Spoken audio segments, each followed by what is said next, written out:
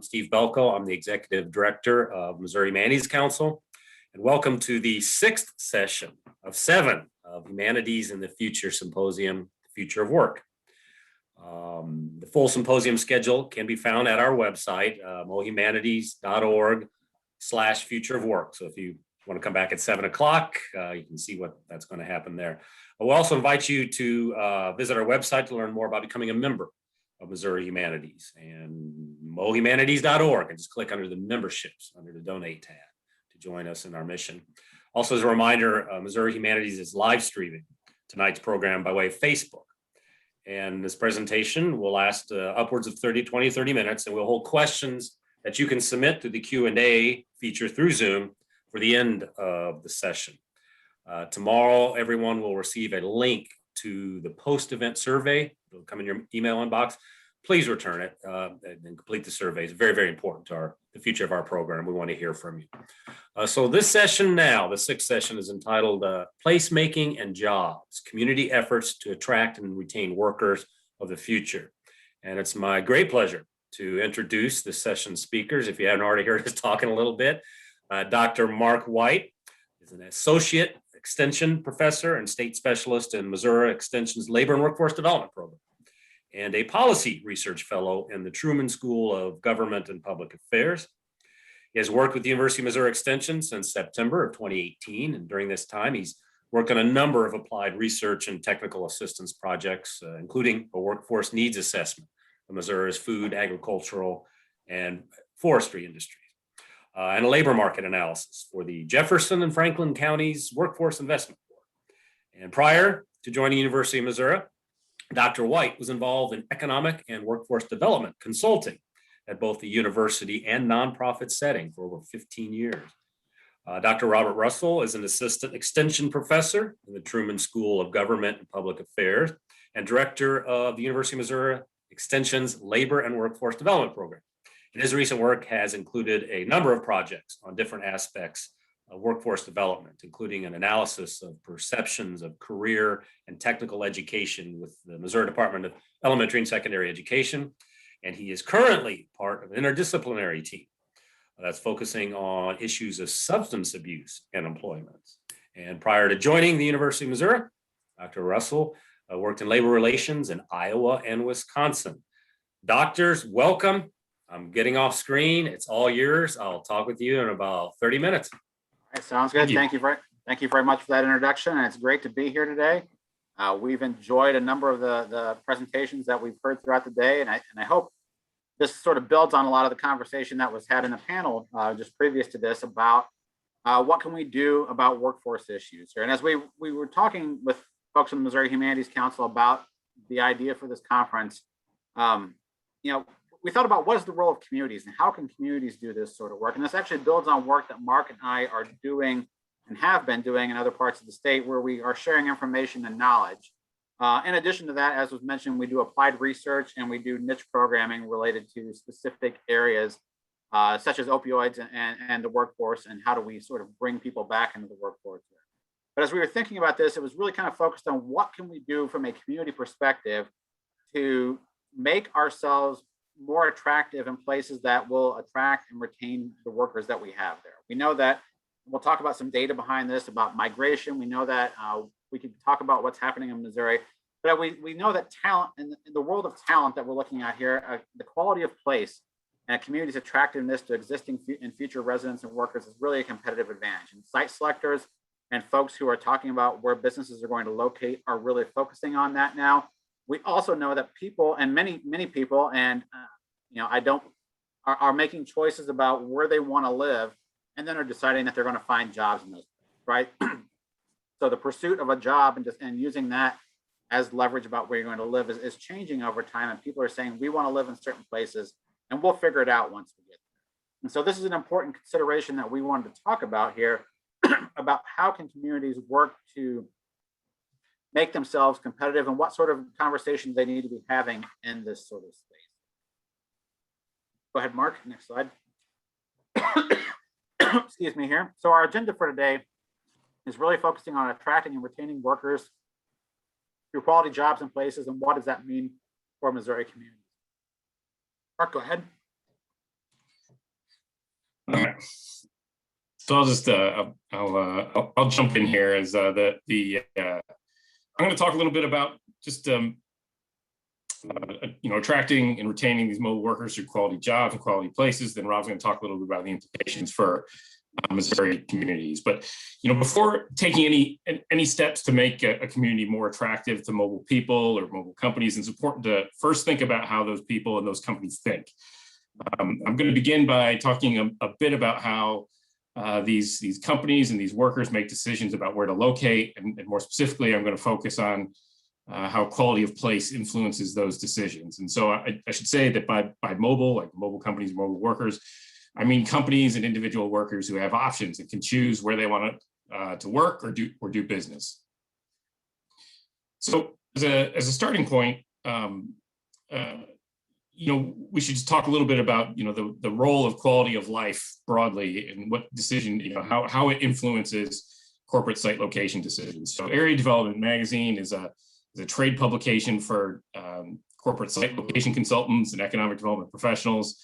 And it does an annual corporate survey about what factors drive corporate site location decisions. So the factors shown here on this particular chart are the 5 factors most commonly identified as being either very important or important by the CEOs surveyed for that 2020 survey. And at the top of the list are things like the availability of skilled labor and highway accessibility, which are 2 factors that are always at the top of the list. However, during the past, 10 years, one of the things that we have seen when you look at the survey over time is that those quality of life considerations have moved from a secondary concern relative to some of these other factors, like labor costs, for instance, or energy availability and costs, and it's now become a much more important consideration, and is now kind of on par with factors like the availability of skilled labor and highway access and some of those traditional kind of drivers of decision making. Now, that said, the thought process varies between companies, and issues pertaining to quality of life and quality of place matter more to some companies than they do to others.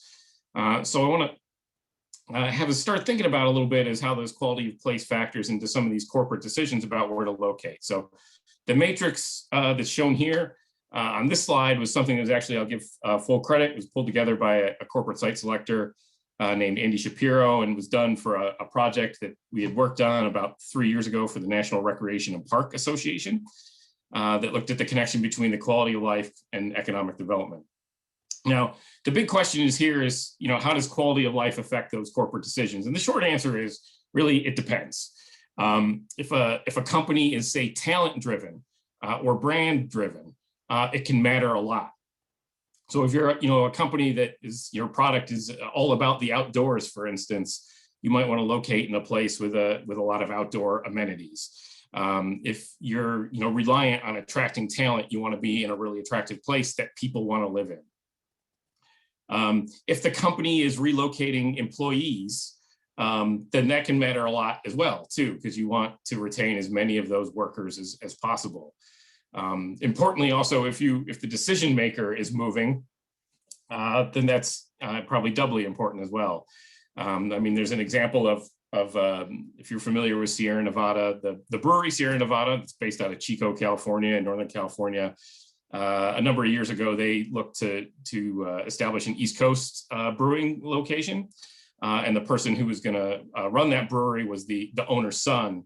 And the decision came down to locate the finalists for that were Greenville, South Carolina, Roanoke, Virginia, and Asheville, North Carolina. And ultimately, they chose Asheville, North Carolina, because of the 3. That's where Brian Grossman, who's the owner's son, wanted to live.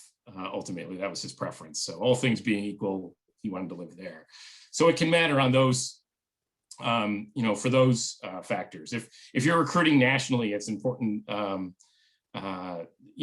to be an attractive place. Now, on the flip side of that, if companies are more cost driven or they're looking to hire locally, then it's a lot less of an issue. And I think the general assumption there is that the local workforce finds the quality of life in a particular place to be sufficient. Otherwise, they'd move.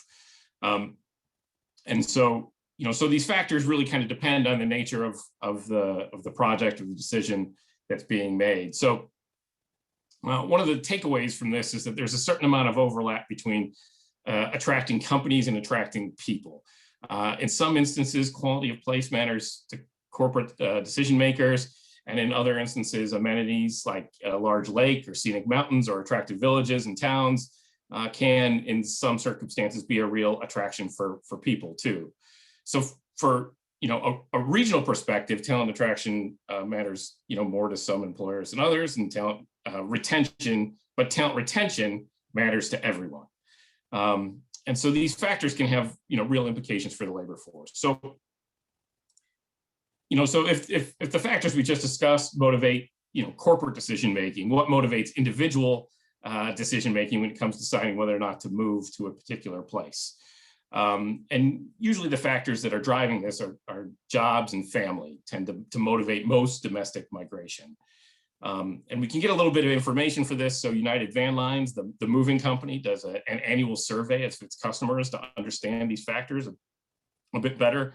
And these results are available by state. So the results for last year for Missouri are here on the screen. And so you can see that the primary reason for people to move to Missouri is a job.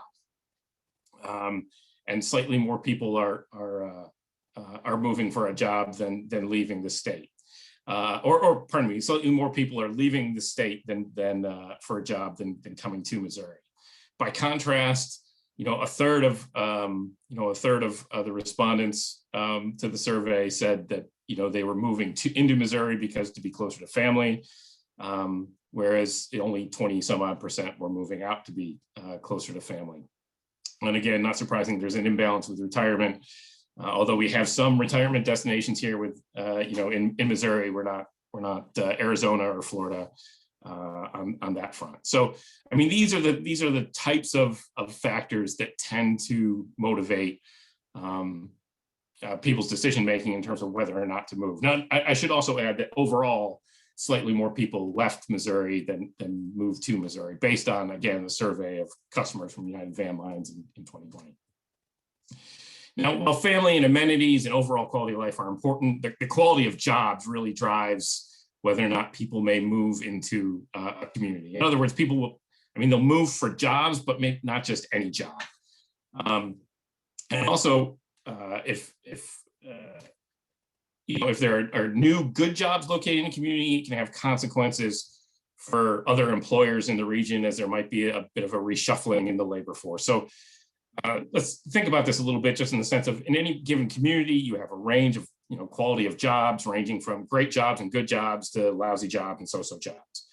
Now, typically, if you're going to be introducing new jobs into community, maybe these are really good jobs. And if you're introducing these new jobs into the area, then that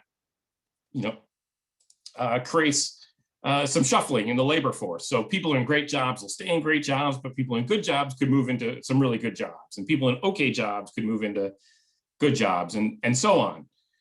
And so this creates a little bit of movement in the labor force, and it creates opportunities to attract new people into the local labor force. And so, if there's some movement, there's some new opportunities. Maybe people who have fallen out of the labor force will come back into the labor force, and they'll take anywhere from lousy jobs to okay jobs. People who are unemployed with more jobs in the community might be able to find more opportunities, and maybe they move into so-so jobs or okay jobs or good jobs. Now, if you're bringing in new workers into your community, that can happen in one of two ways. There's commuters, and typically commuters will take good jobs or really good jobs. In other words, they have to, if they're going to be, enduring a long commute, it's got to be worth their while. So they're going to be moving for those. But if you're going to be attracting entirely new people into your community, migrants, well, they're going to be coming for really high quality jobs. And so it's kind of important to understand this dynamic, in that, like, people will move for jobs, but they're not going to move for any job. It's got to be good jobs. And if you aren't creating really good or great jobs, then you're pretty much, as a local community, you're going to be reliant on that local labor force. Now, as a state, how are we doing, in terms of just migration overall. I mean, we had the United Van Line survey showed that more people were leaving than coming, but again, that's kind of a small, subset of people, or customers of United Van Lines.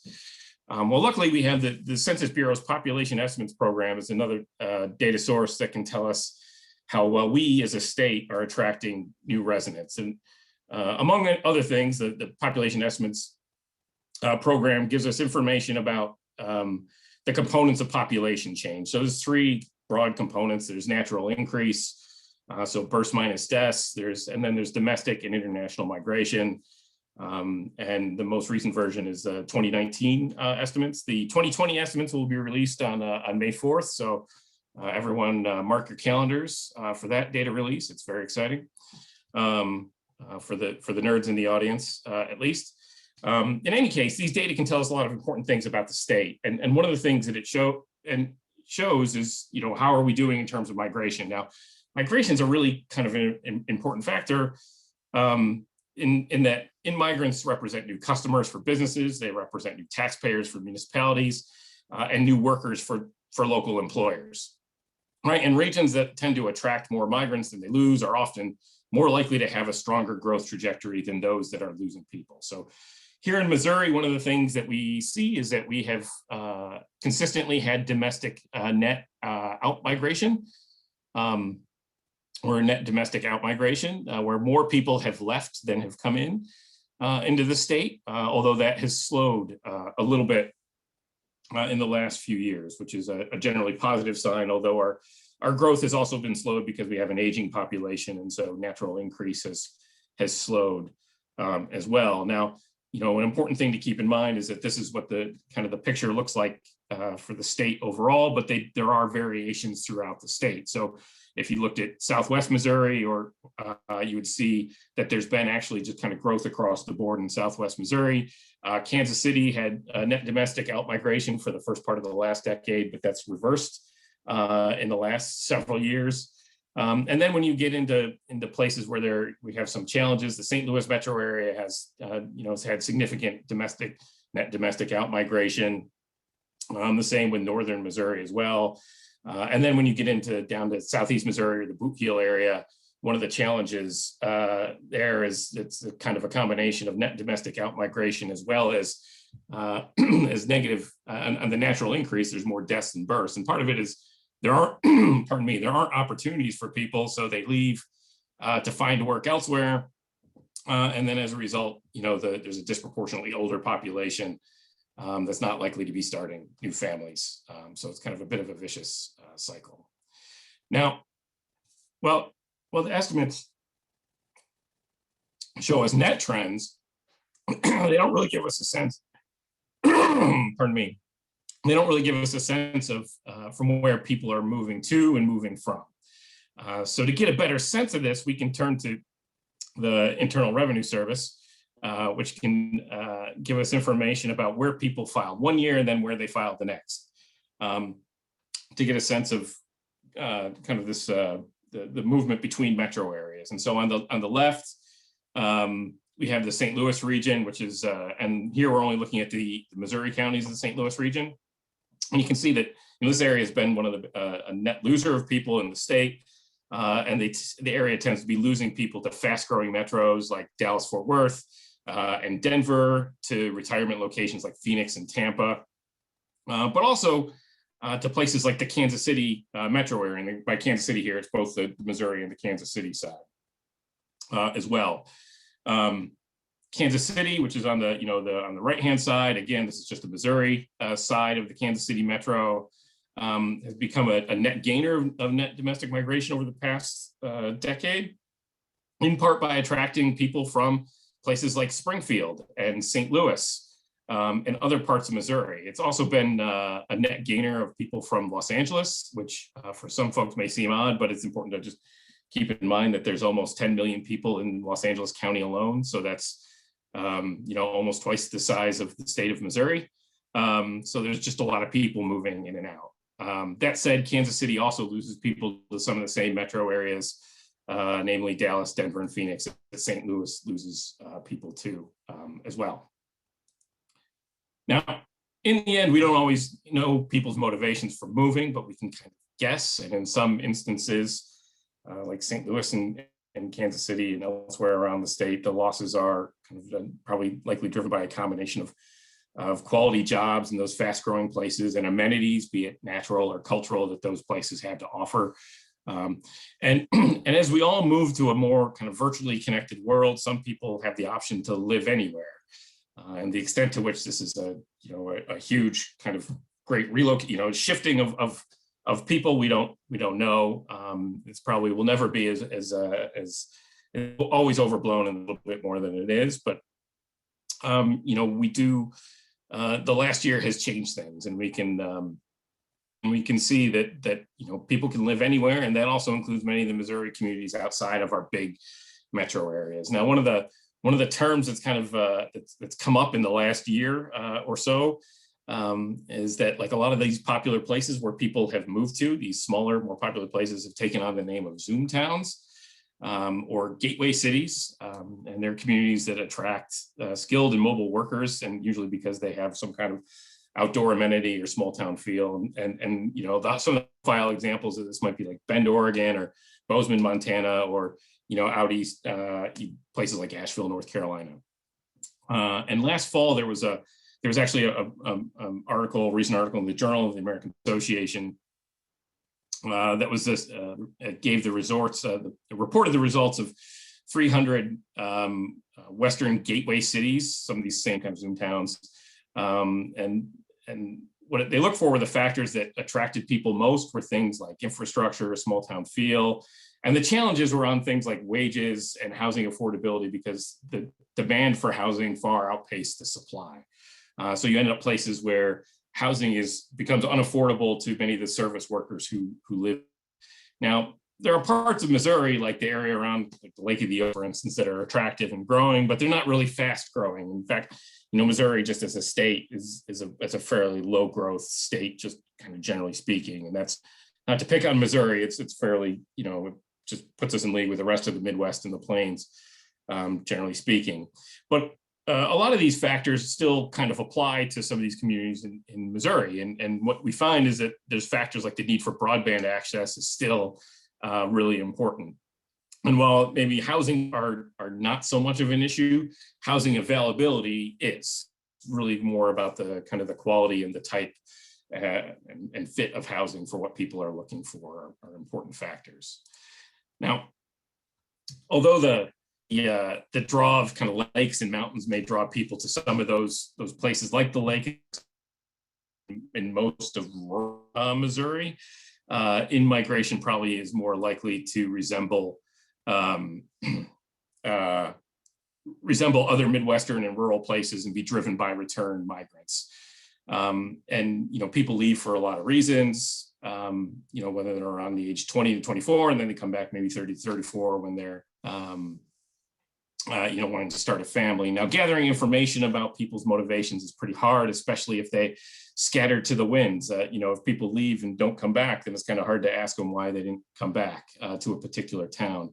And so to understand this phenomenon, there's a geographer, which is a noble profession, I might add, a geographer, John Cromarty at the U.S. Department of Agriculture's Economic Research Service, who's done research on factors that affected why people either returned to their home communities or left forever. And to get access to people, he had a fairly innovative method for doing this. He essentially went and crashed a bunch of high school reunions around the kind of the Midwest and the Plains, and conducted interviews with people who either had stayed, or people who had left and returned, or people who had left and had no intentions of coming back. And generally what John found in this research is that he found that family drew people back, but there had to be good employment. So family was necessary, but not necessarily sufficient to draw people back. Other positive factors included things like shorter commutes, lower cost of living, outdoor amenities, that community feel. On the negative side, for people who didn't necessarily want to come back, there were things like, the financial and career sacrifices were too much. There was too much familiarity, and I think we can all kind of appreciate that on some level. And then the lack of cultural amenities may discourage some people from returning. So those are a lot of factors that kind of just generally speaking within the Midwest and the plains that draw that affect people's location decisions. And so now I'm going to turn it back over to Rob, and Rob's going to talk about the implication for Missouri communities. Mark, and the joy of doing presentations during pollen season, right?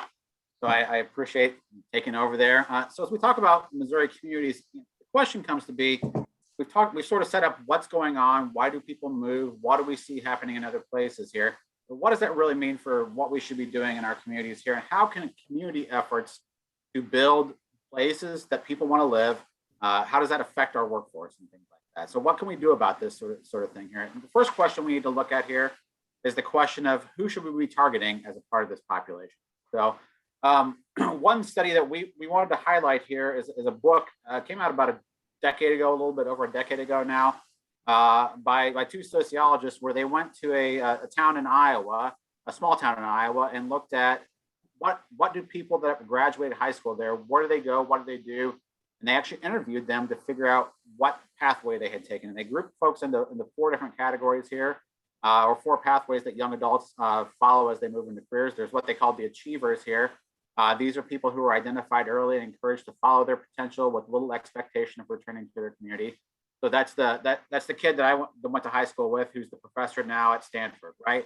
It's the kid who plays professional music in the Twin Cities. That you knew that they were special in some way, shape, or form. They were going to go far, and they were encouraged to follow their dreams as much as possible, right? The second group that they had here were what they called the stayers here. Those are the folks that didn't go to college. They entered the workforce right after high school.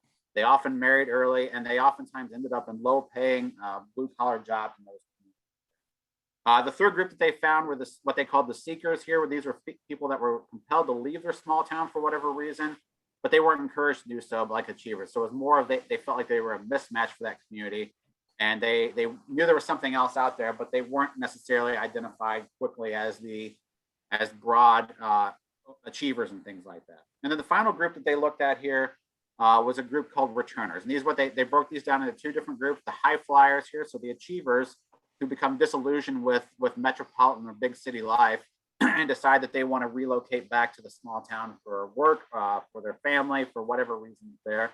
And then what they called the boomerangs, those are folks who went to oftentimes the military, but they could have other experiences like community colleges, and then return ready to move on with life, get married, to move back into the workforce.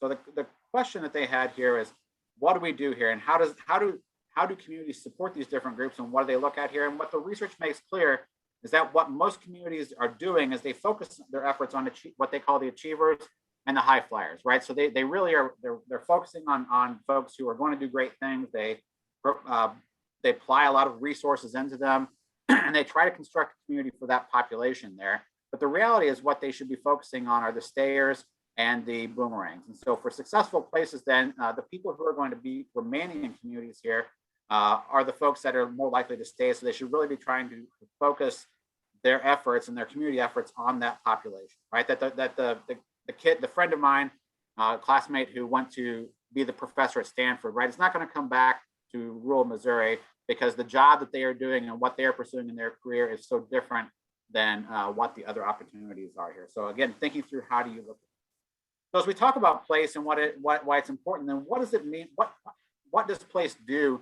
and how can we see its effect on economic outcomes of things? One report that I'd like to talk about here is a fairly recent one from it's called Heartland Forward, and it was funded by the Walton Family Foundation, where they didn't look at the economic performance of big cities or the smallest communities, but they looked at the 531, what they call micropolitan areas in the US. Micropolitan areas are communities that have a population between 10,000 and 50,000 people, right? So when we think in Missouri, that's everywhere from Maryville down to Kennett. That includes West Plains, Rolla, Kirksville, and there are about 17 of those in the state. So as they looked at these, they came up with an index of micropolitan communities, and they ranked them 1 to 531 about economic performance. And then they looked at what the common characteristics were here. And a few things that sort of stood out to them as they were thinking about what were commonalities for these communities here. The first one is that travel, tourism, and recreation are key industries. And so in the best performing micropolitan areas, they tend to have an emphasis on travel, tourism, and recreation. Not surprisingly, the highest performing micropolitan area in Missouri is the Branson Micropolitan Area. It was the only one in Missouri that performed in the top quartile of micropolitan areas across the country. They talk about the importance of a culture of entrepreneurship and really communities that support entrepreneurial activities and are willing to engage with the entrepreneurs, both in terms of helping them get their businesses off the ground, but also then that communities are willing to work with local entrepreneurs in terms of what they're doing was very important here. They talk about the presence of research universities and four-year colleges and how important they were here, the proximity to higher growth metro areas. And lastly, they talk about the importance of quality of place amenities such as arts, cultural, recreational, and lifestyle amenities within the. And as I thought about this, I thought, this is important to think about why place matters, right? Why communities need to be focusing on place as a broader economic issue here. And all five of these areas that I've highlighted are place-based reasons, right? They all impact place in some way, shape, or form, right? Some are not things that you can control. It's hard to control with the proximity to a higher growth metro area, right? But others are things that communities can focus their efforts on, such as creating cultures of entrepreneurship, focusing on arts, cultural, recreational, and lifestyle amenities. Overall, what this report finds is that the Midwest as a whole underperforms the rest of the country, or what they call the heartland here, which are the states you see highlighted in the darker blue there on the report there. On the whole, the heartland underperforms the East Coast and the western parts of the country there, but not exclusively, right? There are cities from the heartland that are doing, or micropolitan areas from the heartland that are doing very well within these rankings also. We go to the next slide, though. The author of this report is a guy named Ross Duvall, and one of the things he said in an article about this here is that as you think about place, it's not just enough to say that you got to be a travel destination, right?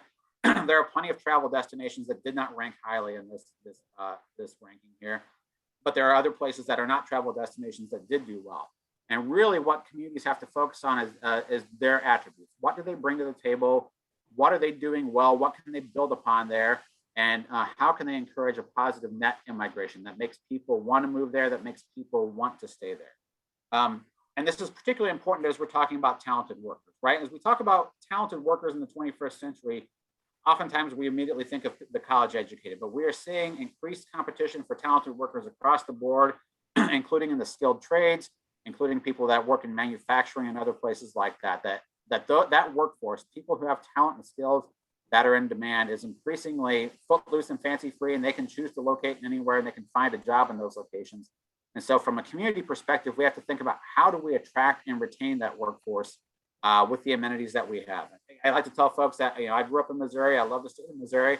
I don't think we're ever going to have a beach in the state of Missouri in my lifetime, right? Or an ocean front. We're probably not going to have mountains that rival Colorado, but we have a lot of great amenities. And what matters is how do we build upon those amenities that we have in order to build our economy and build our places. Next slide, Mark. So placemaking is one of these key ideas, right? And placemaking is the idea that you capitalize on your community assets, inspiration, potential, and it results in the creation of quality public spaces that contribute to people's health, happiness, and well-being. Michigan State University has talked about the 4 different types of placemaking, and you can find this online if you want. It's about a 530-page document that really gets into placemaking and community and things like that. But you can also find shorter areas here, shorter versions of that.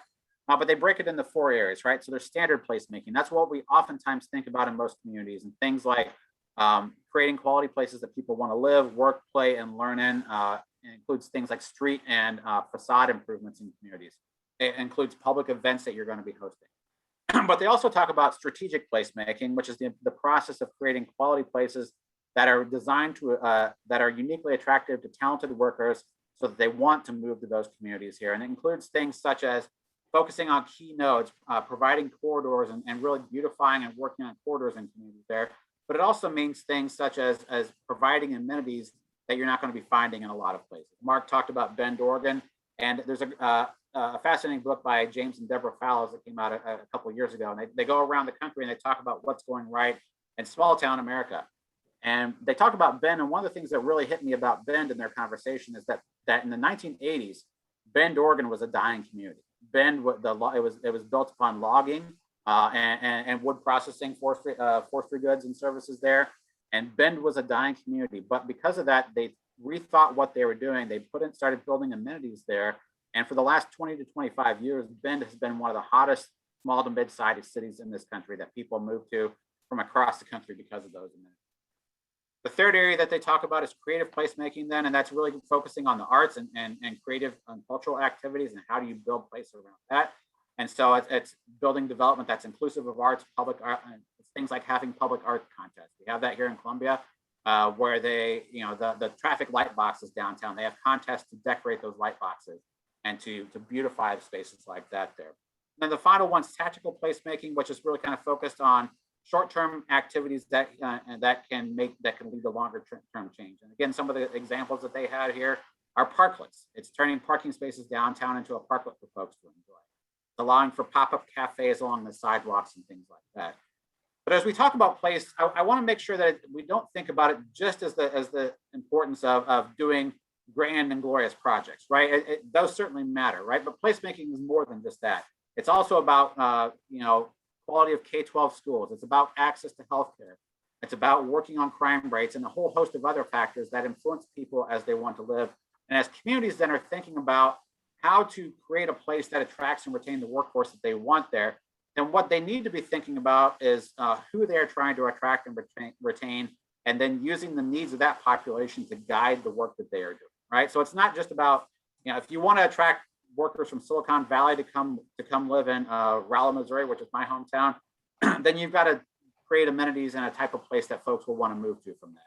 But if you're trying to attract a different workforce there and trying to retain people who are there, then you need to think about what they want and really do the hard work of thinking about those sort of places.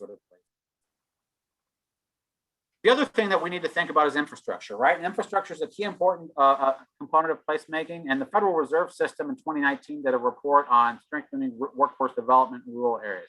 And I talk about this, a lot of these reports are focused on rural areas, but I see across my lifetime and across the places I've looked at, a lot of similarities between rural areas and urban areas, right? That the issues are the same, the scale might be different, that the actors are different, but there are a lot of similar issues. Going back to the hollowing out the middle conversation there. And when I lived in St. Louis and when I've lived in Columbia here, I still see that the best and the brightest are encouraged to go to the coast, right? They're encouraged to, if you're going to succeed, you need to go to New York or LA or San Francisco or DC or places like that. And that the perception is that success cannot happen in mid-Missouri the same way that it can. Now, luckily, we have a lot of things like True Falls Film Festival that are working to undermine that perception here in mid-Missouri. But success can happen anywhere, but we need to encourage that sort of stuff. So the same issues happen in bigger cities as they do in smaller areas. But in this report here that the Federal Reserve went around and did a whole bunch of listening sessions around the country to look at obstacles that impede efforts to attract, train, and retain skilled workers to meet employer demand. And a few things that are place related that they really talked about here is that in rural areas, they find that there's access to well-connected public transportation systems is a key issue. Mark and I saw it in other places that we've worked in the state of Missouri too, right? The conversation about transportation and helping get people the jobs that you have available is a big conversation that needs to happen there. How is that going to work? Affordable housing and a limited supply of that. I hear that across the state of Missouri. I hear that across the Midwest, and I hear that across the country, that it's a workforce issue. It's a placemaking issue. It's a community-based issue, but it affects people's willingness to move to places and their ability to move and have jobs there. Quality and affordable childcare, as a recent consumer of that is a major issue, right? And having access to that and being able to afford the childcare that you have in the community is there too. Healthcare access. I can speak from family issues, right? That healthcare has driven decisions made by my parents and myself and my sister about where we choose to live because we expect access to healthcare. And if you don't have that, that's a major issue in terms of attracting and retaining folks there. And then lack of high-speed internet, right? That built environment is the key, and people expect high-speed internet, and figuring out how to provide that is going to be a key part of communities and the place efforts that they're working on. Finally, as we kind of finish up here, we want to talk briefly about remote workers, right? We hear a lot about remote workers, and the awareness of remote work as a possibility for growth has jumped in the last year and a half, right? That people are suddenly more flexible and able to work where they want there. And the question is that something we should be pursuing here? And I always tell folks that it's something to be paying attention to, but I would say proceed with caution, right? First of all, as we think about remote work, the ability to work remotely is determined by tasks and activities, not occupations, right? So we can't say that all physicians can be remote workers and no physicians can be remote workers, right? It's going to vary. Radiologists for years, many of them have been working remotely because as they're reading slides, they don't need to be in the hospital for that, right? But some do because they're doing other procedures and things like that. So again, it depends on what work you're doing, what your tasks and activities are, not your occupation. One of the things that recent research is talking about is that employers and employees for that matter are not really ready to see offices go for good. And it implies that hybrid arrangements are going to be important, right? In a recent survey, January 2021 survey of executives by PricewaterhouseCoopers found that 68% of executives thought that employees needed to be in office 3 to 5 days a week in order to keep a strong company culture. So again, what I'm seeing out of that is that some jobs are going to be 100% remote, but a lot of folks are going to have some flexibility, but they're going to be expected to be in an office on a regular basis, right? The other thing that we think about remote workers is that they're not necessarily attracted to different places, but they do need a different support structure. And so if this is something that as a community you're looking to invest in, you have to think about how do you build a support structure that supports remote workers and ties them in to build those deep connections in the community. Excellent broadband is a key part of this, right? Excellent affordable broadband is even better there, but also having things like co-working spaces, networking opportunities, other activities to help people overcome the isolation of remote work and build connections in your community is important. Otherwise, and you see incentive programs around the country, otherwise those incentives will dry up, right? And somebody will take that incentive and then they'll move on if they don't build those deep connections, the place that you're talking about. So how can Missouri communities better attract or retain mobile workers? And this is stuff that we are looking at in more depth here, but we kind of wanted to give you a quick overview. First of all, making investments in infrastructure is key, right? Broadband, if your community hasn't figured that out, is a necessity at this day and age, right? People expect it, and if you want to be competitive for attracting and retaining a workforce, then having access to broadband. EPA and USDA have done work where they're talking about 9 things that communities can do to make themselves cool and connected. And having municipally supported broadband is one of those that they've talked about. If you can't get a broadband provider there, do it as a municipal utility. They talk about things though, such as branding the community, having municipal Wi-Fi through the central part of the city. They talk about a whole host of things like that are kind of key to marking a city as a progressive, great place to live for workers there. Maintaining downtowns and other contributors to the small town feel is important. I lived, I always found it a little bit frustrating when I lived in another college town in the Midwest here that I was in proximity to Chicago, and they always said that they wanted to be a mini Chicago. And I always thought, what makes you great is not that you're a mini Chicago, because if I want to live in Chicago, I'll just move to Chicago. What I like is the college town feel and the eclectic sort of amenities that you have in there. So building all that sort of stuff is a key part of it there too.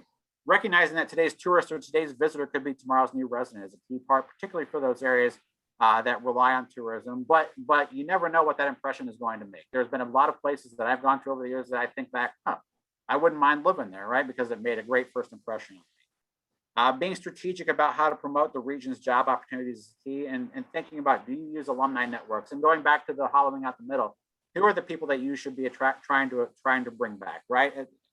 Now, are there going to be opportunities that you can have available for them? Providing support and civic and professional opportunities for the stayers and the boomerangs, as we talked about, is key there. And then the key part is that these are not short-term solutions, right? These are long-term solutions that require community-wide efforts and a long-term commitment to make that transformation. Going back to the conversation about Bend, the change in Bend happened in a relatively quick period of time. But it still required a long-term commitment on the community to do that and to think about what they are doing and how they're going to be approaching these issues here.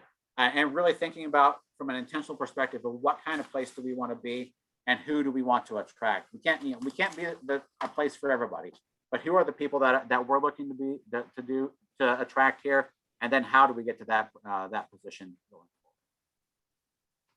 All right. Thank you, Steve and Mark. Any questions, I guess? Yeah, I almost got distracted there trying to get a hold of Ashley on writing notes, and so you got me there.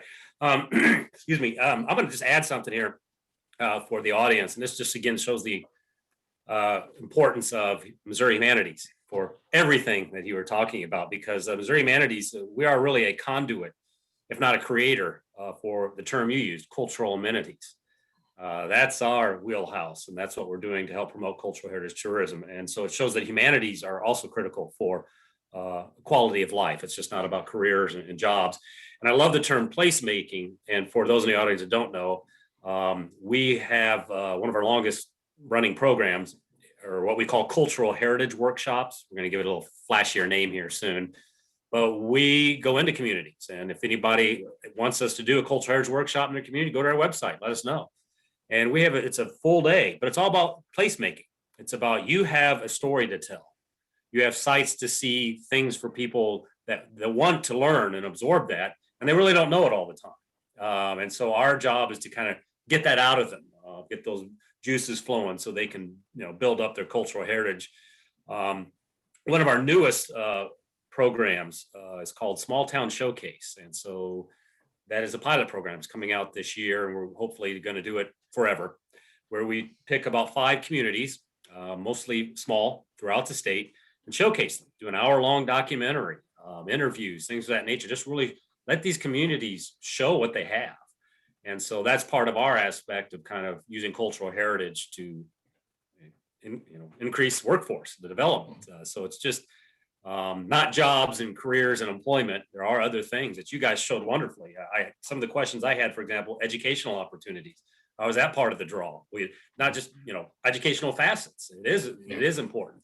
How does commuting or virtual work affect your models? You did a great job on that, because somebody did ask a question here that said, Steve, remind the where is it here? Let's say, what about cultural institutions as a tactic of placemaking? And I thank that person for asking the question, because that's what Missouri Humanities is about. And you guys did a great sell for us today. We appreciate that. Fascinating data, very enlightening. And you can see we do have a couple of questions in here, but let me get one that I don't think you guys can see. Someone asked that during COVID, people were moving from big cities on the coasts to Midwest rural communities.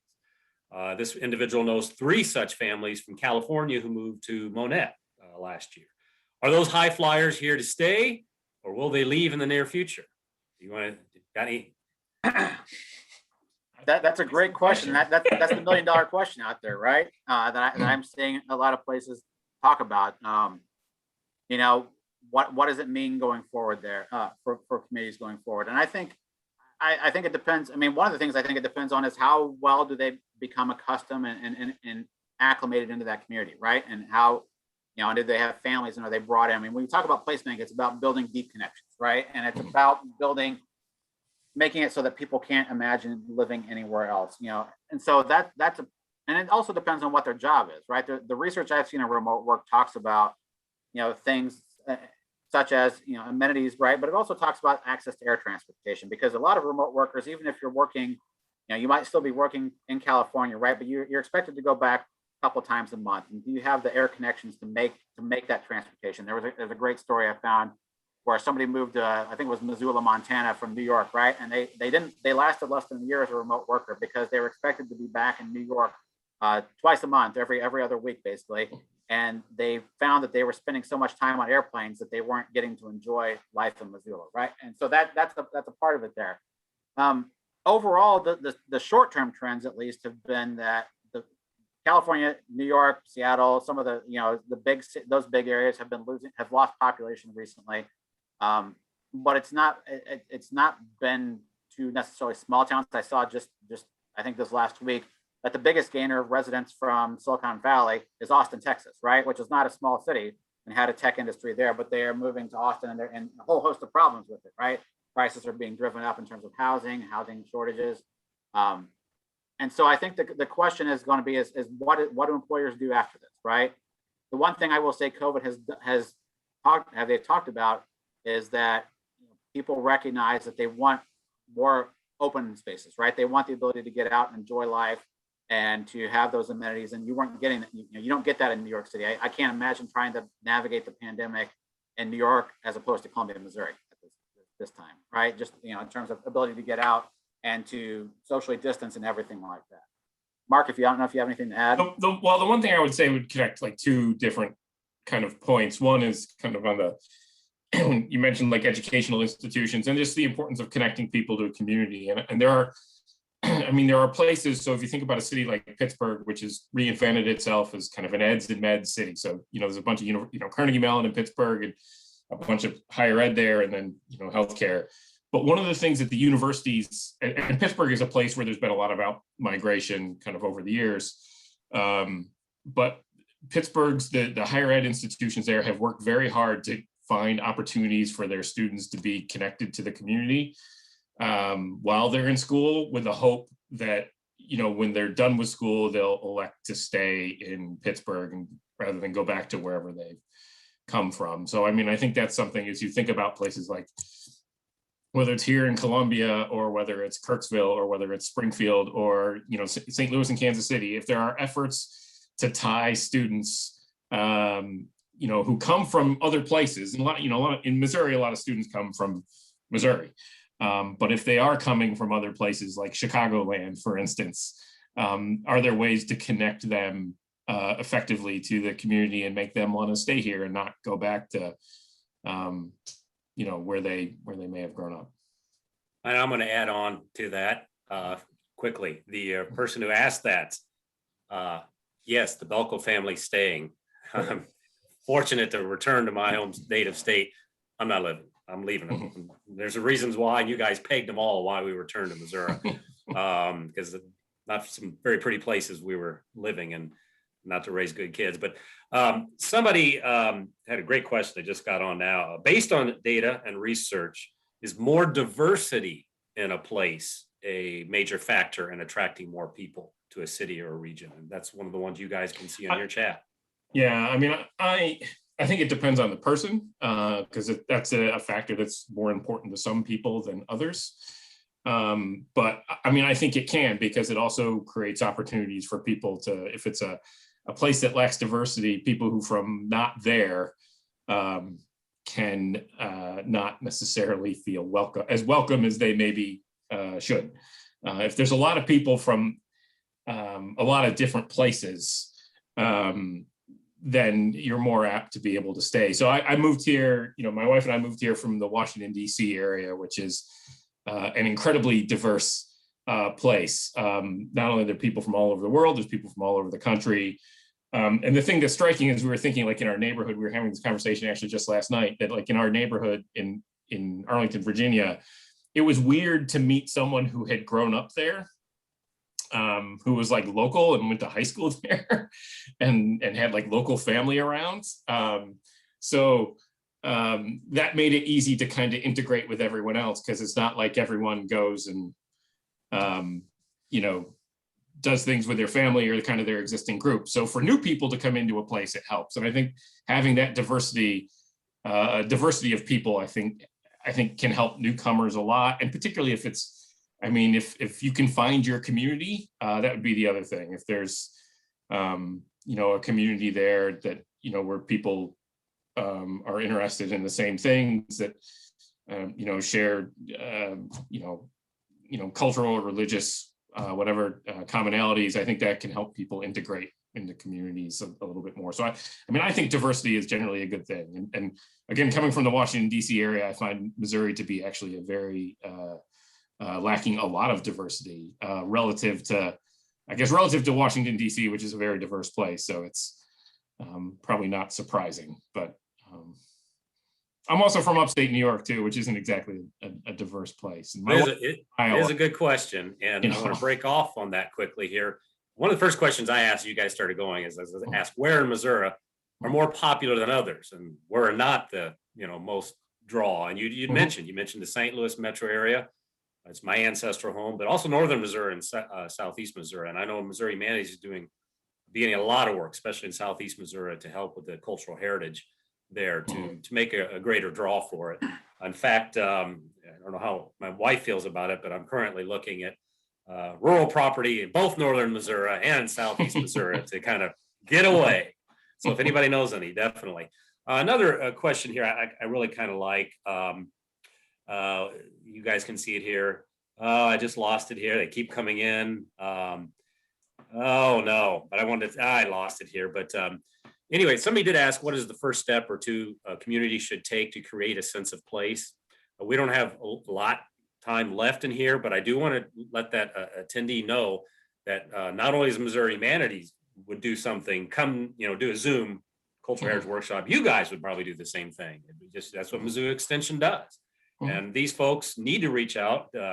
Please do get, we can give you the contact for Mark and Rob, and Mizzou Extension can help with that sense of place. So can Missouri Humanities. And so we would be glad to help any way we can. So you guys can go ahead and respond to that. But it is funny that you said St. Louis metropolitan area. When you mean that, you just mean the city of St. Louis and across the river, or would that include the county of St. Louis? And where I live, St. The Charles. metro area, like the whole metro area is a kind of a, when you take it in aggregate, is a experience net domestic out migration. So, and that does make a huge difference, because it did affect us when we moved back. My wife kept complaining every time we come back to visit. She's from Detroit. We're in Pensacola. And so we would stop in St. Louis. She fell in love with St. Louis. And she's like, how come we can get a job here? I'm a PhD in history. Nobody wants us. So I turned to placemaking. But we did the same thing. We moved to St. Charles County for a variety of reasons that you nailed on there. But I guess I keep getting hammered here. I got to wrap this up soon, guys. Sorry about this. Even though it's our last session, I could keep on going. I guess what I'll do is, first of all, Mark, thank you. Drs. White and Dr. Russell, thank you so much for being a part of this, and the folks out in the audience. I know we'll keep in touch for sure, but for those out there, please spread the word. These two guys are a phenomenal source to help communities. That's what Mizzou Extension is all about. Use them. It's good use of taxpayer dollars. And the same thing with us. If you need us for somehow, because we do partner with MU Extension in a variety of ways, we can help you with the placemaking. And we can, take cultural heritage and make it an amenity that is a draw for Missouri's economy, workforce development. So you can reach out to Rob and Mark, and if you've got further questions with them. Until then, the next session's at 7 o'clock tonight. So everybody go have a big steak dinner if you want it, or whatever, and join us back for the last session. But finally, Mark, Rob, thank you very much.